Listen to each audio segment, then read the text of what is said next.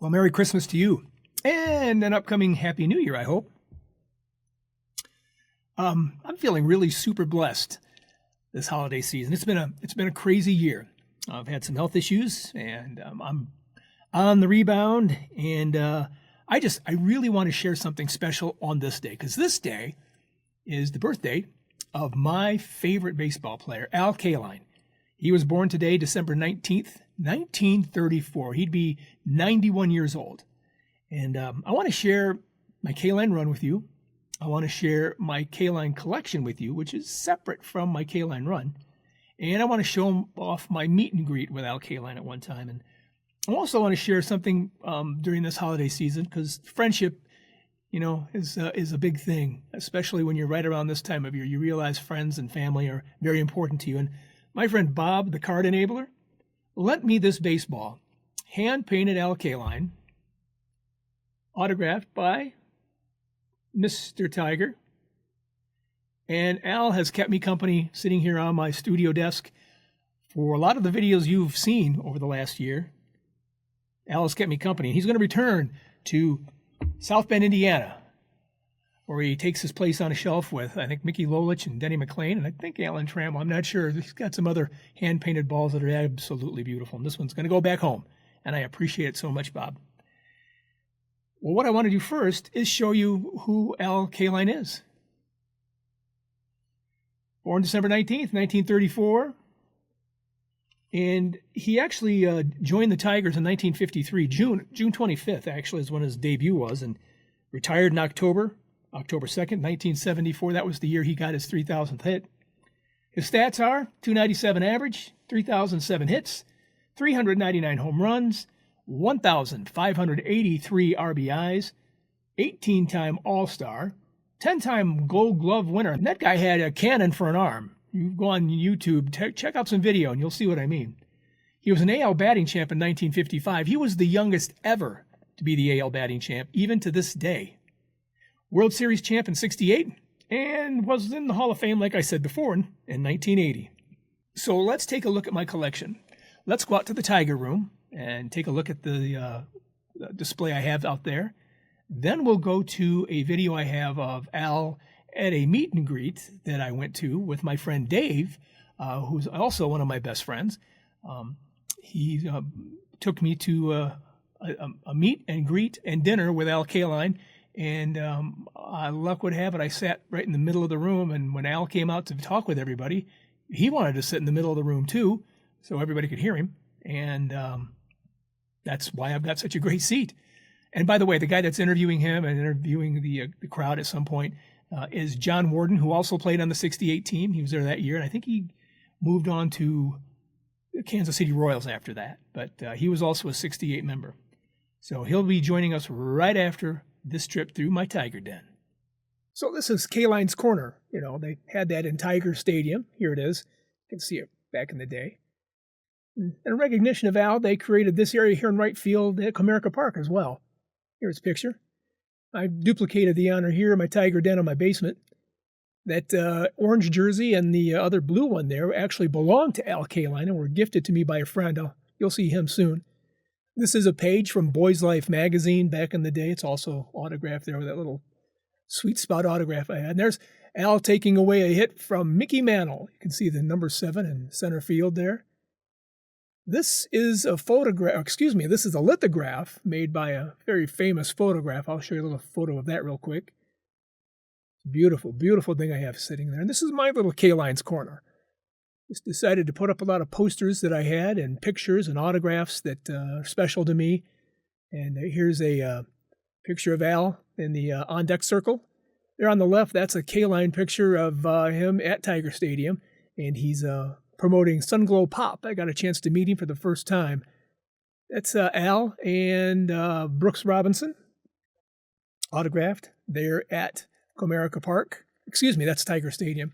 This is a real cool photograph. That's Frank House on the left, followed by Bill Tuttle, Kaline, and then Charlie Kress.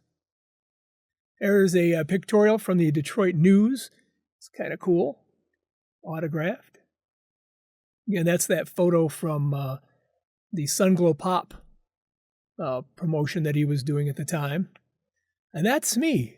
on the left with Al in the middle and my friend Dave, who gifted me those jerseys that I told you about. And Dave is the one who provided that luncheon with Kaline. This is a bat that was Al's. It was his very last bat, his commemorative bat from the 1974 All-Star game. They gift everybody that's in that game one of these commemorative bats. This photo is also Al's. Here's a picture of Al saying goodbye in 1974, his last year of playing, and that's Ernie Harwell standing behind him, and that guy in the trench coat in the back, that's Paul Carey. It was Ernie's broadcast partner. Here's a couple of autographed bats by Brooks Robinson and Al Kaline. Kaline's bat here, these are both game used, and Kaline's bat there is a 1967 game used bat. I don't know what the Brooks Robinson bat is. He used Louisville Slugger early in his career, but that's an Adirondack bat, so that's probably a little later in his career. A couple of autographed balls there. This is a hat that Al wore down on the field during the 1968 reunion functions and festivities that they did. And it's really special, very special to me. I bought this also from the estate of Al Kaline, and he had it all embroidered with the gentleman that passed away. Like there's Ray Euler, number 1, Dick McAuliffe, number 3, Jim Northrup, 5, Eddie Matthews is 7, Earl Wilson is 16, Joe Sparma 21, Pat Dobson 22, Norm Cash 25, Don McMahon 47, Gates Brown 26, and that was Mayo Smith number 10. He got a chance to take them down on the field one last time. But I'm going to let this guy come up for a second. What a teammate. This guy never made a mistake. I never see him make an error, nothing. He was just unbelievable. And it was fun to be, I was the youngest one on the team. I was 21. But Jerry stole one of my stories. We're flying back after Game 7, and Al and Louise are sitting there in their seats in the plane. We're heading back. And I walked up and said, Al, boy, I've been waiting a long time for this. He goes, get out of here, you son of a bitch. 16 years I waited. But, and then Northrop's wife, Jean, I mean, if we were on a commercial flight, they'd never let her on. She was pregnant out there. And I'm an old farm boy from down south of Columbus, Ohio. So I kept walking by and rubbing her stomach. I said, Jean, let me tell you, if your water breaks, don't worry. I've delivered pigs and lambs. You come by here one more time. So she didn't have the baby on the flight. But this guy, it's amazing. He's Mr. Tiger, 10 Gold Gloves, 18 All-Star games. Debuted in 1953. I was 7 years old. 3,007 hits, 297 career batting average. Man, we just missed the 300 mark. I was 18. If I wasn't 18, I might have made it 300. Yeah, damn. 399 home runs. How about that?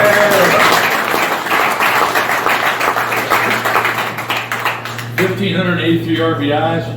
Youngest man to win the batting title in 1955. Record is 6 First ballot Hall of Fame, 88.3%. That's really what the sports writers thought of him, and the pit fans and everybody that played with him loved him. And we'll have him come up and say a few words, and then we'll do a little Q&A in a bit. Al Kaline, number 6.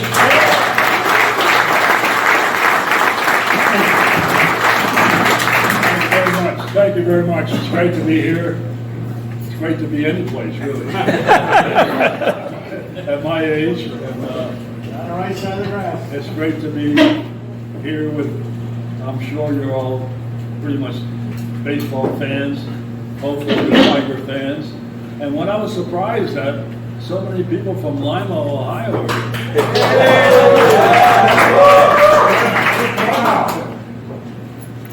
So life has been great for me, you know. As a kid, my whole life, I wasn't a very smart kid. I wasn't a very get high grades in school. I wanted to become a baseball player. I put all my efforts that I had to become a baseball player. And I didn't realize that in 1953, there were so many teams after to try to sign me. And to tell the story, I had 3 teams after me to sign as a bonus player. You got more than $6,000, you had to stay in the big leagues for 2 years. You couldn't go back. So that left the top teams out because they didn't want some young 18-year-old kid sitting on the bench not being used. But the Tigers were in last place at the time. Oh, I guess. That didn't happen for a while. So I had 2 other teams that wanted to sign me, and both of them wanted to sign me for a lot of money. But my dad was a very close friend of Ed Kaline, who was a scout that signed me. And my dad promised him when I graduated that he would be the last scout to come in and try to sign me. And I lived in a row house almost directly downtown, which was probably just about a mile from where Babe Ruth was born and raised. So scouts would come in and we'd sit in that little kitchen and they would say what they wanted to do to me. And then finally, Ed Kaline came in and he offered me $15,000 to sign. And 2 other teams offered me $50,000. And my dad said, "You're not going to sign with them. You're going to sign with the Tigers." I said, "Dad, you and Mom are going to get all the money." He said, "Don't worry about us. If you sign with these teams, you sit on the bench and not play. If you sign with the Tigers, you'll get a chance to play. And if you're any good, the money will be there eventually." So that's I didn't know that much about the Detroit Tigers, being from Baltimore. And so anyhow, we agreed to sign with the Detroit Tigers. And I signed a contract, and it was on a Friday. And I said, "I got to go play in the tournament Sunday." He said, "You can't play in the tournament Sunday." I said, "I can't let my teammates down." So he says, "Please don't get hurt." I will never forget that dinner I had there with Mr. Kaline and John Warden and my friend Dave. And it was special, and I got to think that most people never get a chance to do that with their heroes. And I know, like I said before, that I am blessed, and especially during this holiday season. So blessed that I want to give this away. This is a 1971 L Kaline. It looks pretty good. I'm going to try and get it closer. You see up there in the upper, I don't know, was it right-hand corner with you? That has a little bit of white up there and a little bit around, but it's a beautiful card. I want to give it away because I want to actually enhance your personal collection. And I want to do it with a Hall of Famer who is absolutely a magnificent human being, or was a magnificent human being, and a great star. So I want to give that away. All I need you to do is to comment on this video, and during the next 2-pack-a-day Ripper video, I'm going to set you up in the randomizer, and if you win, you're going to get this card sent to you, okay? So again, I'll remind you at the end of this video, but we'll go over that in a second. Okay, are we ready to look at the run? Here we go. I'm going to hold these up, and I kind of hope that they don't have too much glare. It's always a problem down here in the basement. First up, 1953, Al Kaline rookie. Beautiful card. I got a story behind this card. You want to hear it? It's a personal story. Kind of funny, kind of embarrassing. I'm not even sure why I'm telling you this.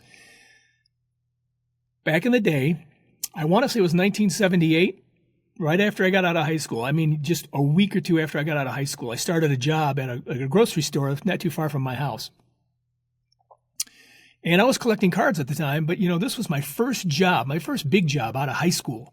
And I was going to go to college, and so I needed to make some money, and I was still living at home, and I made my first paycheck and saved up a little bit of that, and second paycheck and saved up most of that, and I had enough money to buy this. I bought it through the Sports Collector's Digest, the SCD. If you're an old timer, you know what that is. It was the precursor to the internet. That's where you bought most of your good cards. I paid $32 for this. Now, you're going, wow, $32? At the time, that's an expensive cost for a guy that was making $2.85 an hour. Yeah, that's what the minimum wage was when I was in 1978. And saving up money for college, and I had a car and all that stuff. If my folks knew that I spent $32 on a baseball card, they'd have blown their top. So they never knew. Then, of course, I got older and moved on and never looked back. But this was my first big Kaline purchase, the big one. And it still remains the big one. But at $32, I'm not going to complain about it now. All right, here's a 1955 card. 1955 Topps. This card was the card that represents him in the 55 year, the year he won the AL batting crown as the youngest player to ever do so. I think he was 18 or 19. I forget now. Oh my gosh, I can't remember. Anyway, this card does it right here. This is the one that says this is the guy who was the youngest ever to win. You know, Mike Trout was almost the youngest. He was close. 1956, which, by the way, it's basically the same photo as the year before. I hated it when Topps did that. Come on, you guys, take another photograph.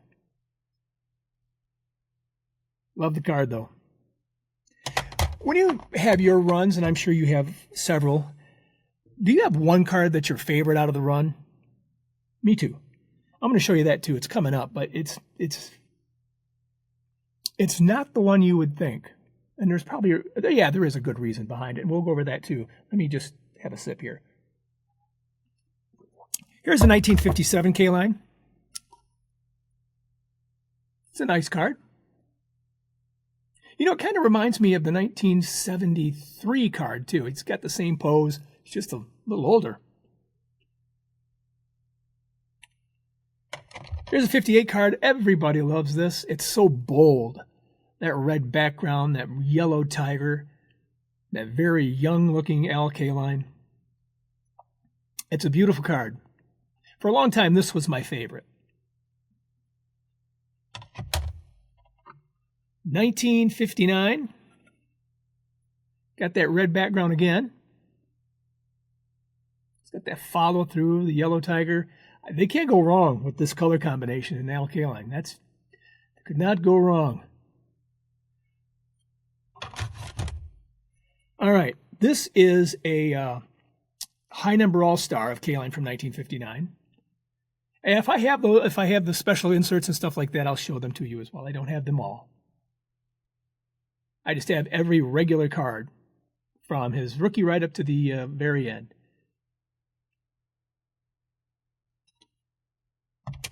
This is also from 59.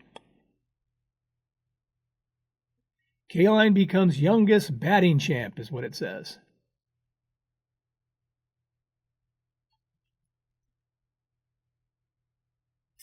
Baseball Thrills, 1959. Beautiful card.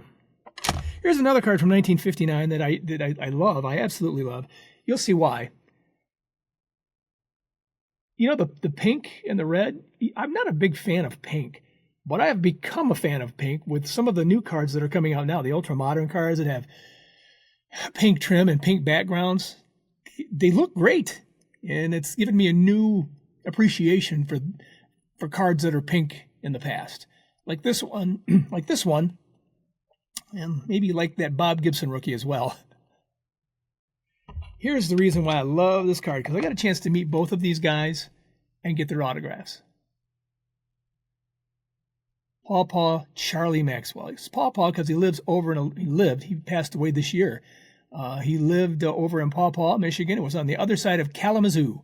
And he was just a great man. I guess he went to the same coffee shop every morning. People got a chance to see him. Say, hey, old Paw, how you doing? And he would wave back. He's a great guy. Okay, 1960.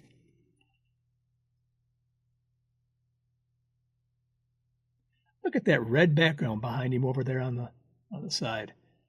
And the yellow tiger. I'm telling you, the red background and the yellow tiger just makes everything look good with him. Here's a 61.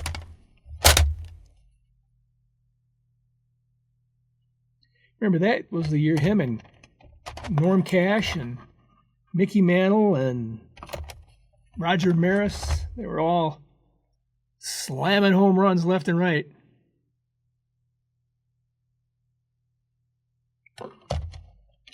And here's the All-Star card from that year.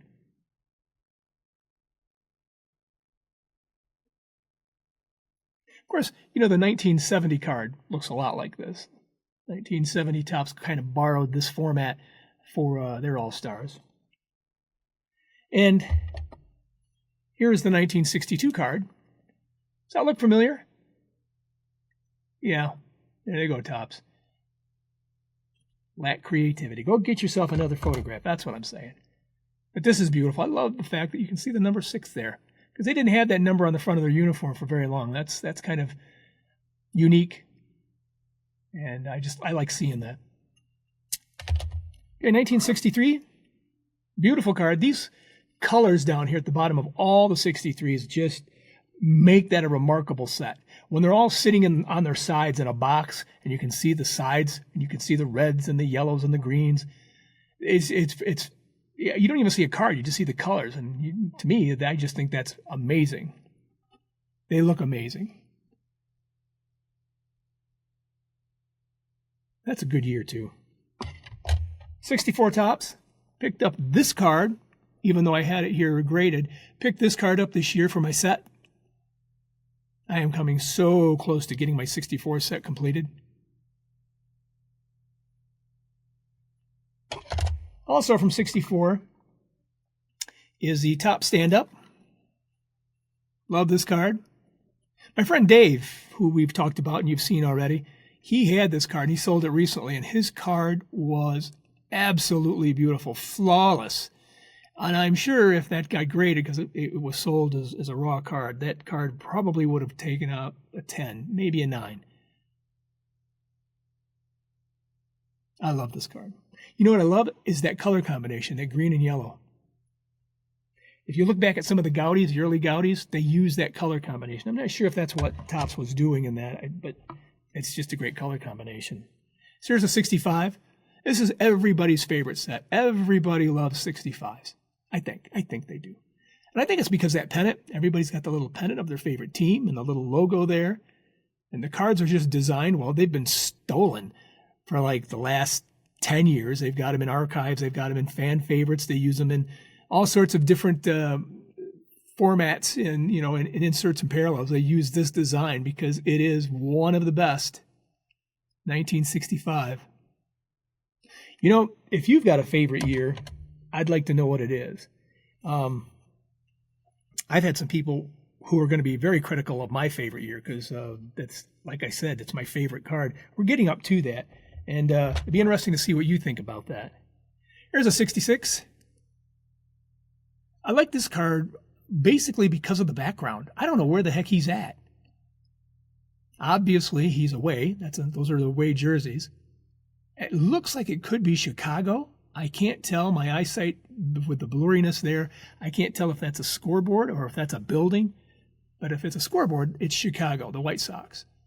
But if it's a building, I don't know where they're at, where they've taken this picture. It could even be in spring training somewhere, I suppose. But it's nice. Oh, and the number on his sleeve.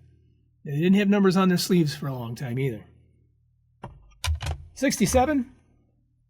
Everybody has this card. Everybody I know has this card because they absolutely love it. It's one of the best sets of the 60s.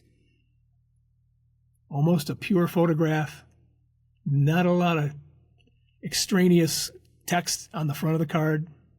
It's a beautiful, beautiful set, and this is a great card. The year he was world champ, 1968. Looks like a spring training game, doesn't it? Probably down there at Joker Marchant Stadium. And I'm not sure if that's what it was called back in 1968. But that's where the Tigers played their home games, and that's a home jersey. So I'm going to assume he was in Lakeland when this was taken. 1968. Boy, was he about ready to have a special year. Also from that year, these game cards. I've often thought when I was a kid, when I was looking at these cards, I just thought he looked like an old man here. Just like a 60-year-old man, maybe 50. And when you're 8 years old, 9 years old, that's ancient. I say that now. I'm going to wash my mouth out with soap. 1969. Another favorite. People just love this card. It's just for the same reason of the 67s. It's a incredible design. Just mostly picture, little in the way of text, except for that circle. That's about it. Again, it's something I really like with that number 6. But if you can see, that card is the same building in the background. Hold on just a second here. As that one. It's the same building. It's not the same photo. It looks the same, but look at the hats. Look where the arms end up with the follow-through. But it's that same building, so I have no idea where that's at. But found it interesting.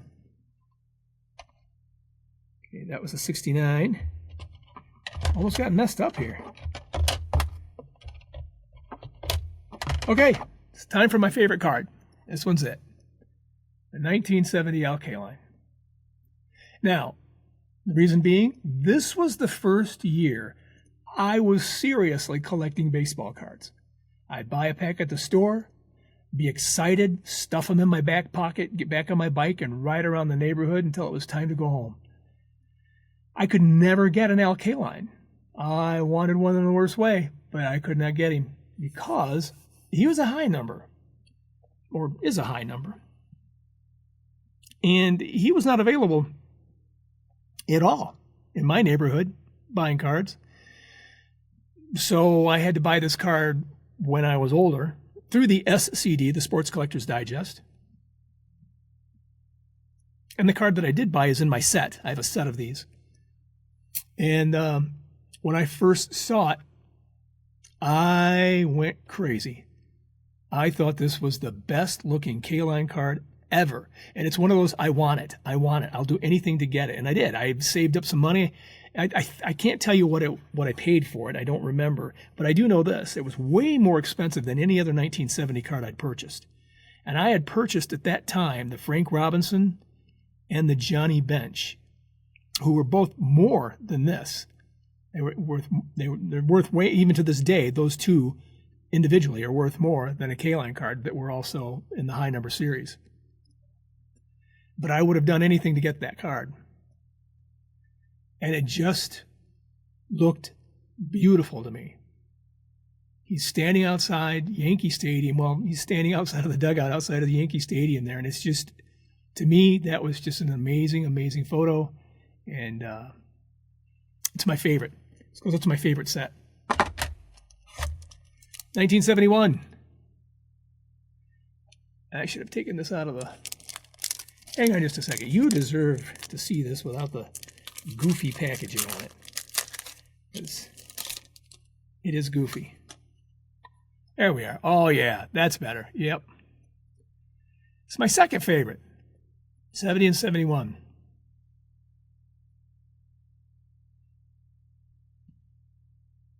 It is a beautiful card. It's not centered all that well, but it doesn't have all the little chips in the corners, so that's good. And again, I'm giving this one away. Make sure you comment on this video. 1972. When I was collecting this set, I was less than enthused with it. I was 12 years old.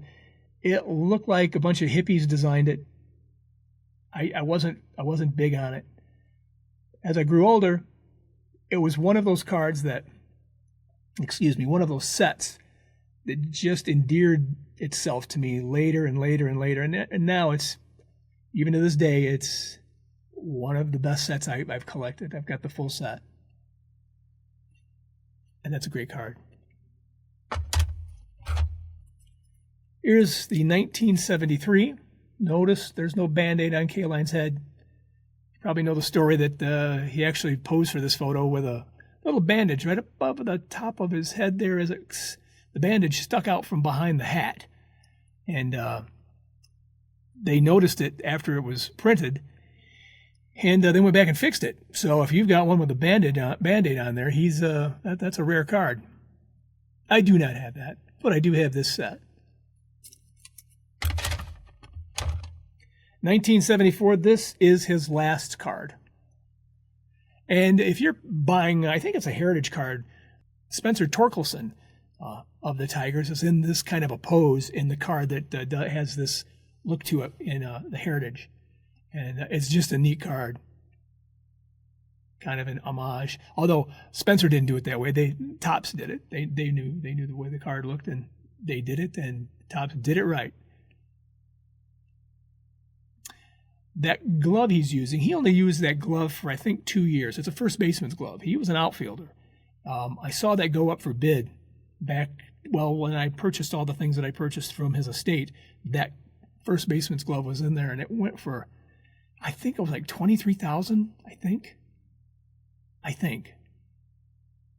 I know one piece of his equipment went for $23,000. I think it was that glove. This is his final Topps card. Now, of course, Topps has made a ton of other cards, but they're not playing days cards. They're, commemorative cards and things like that. And I appreciate those too. I've got a few of them, but I don't put them in with this collection because this is the rare stuff to me. This is the good stuff. 74 highlights, getting 3,000 hits. And my friend Dave that I talked about, and he saw a picture of him posing with me with Al Kaline, was working for a radio station in which the general manager had Dave going all over the state trying to track down Kaline during his 3,000th hit so he could cover it live. And he kept going to the Tiger Stadium, and it didn't work. And of course, I think he did it in Milwaukee. Is that where he did it? And I don't know if Dave made it to that or not, but he tells the story, and it's a fun story. But it's really interesting. I want to show you a couple other cards here. This one is not rare.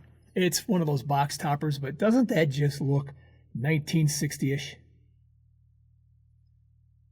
I think that's really cool. And here's my rarest one. This is my rarest Kaline card.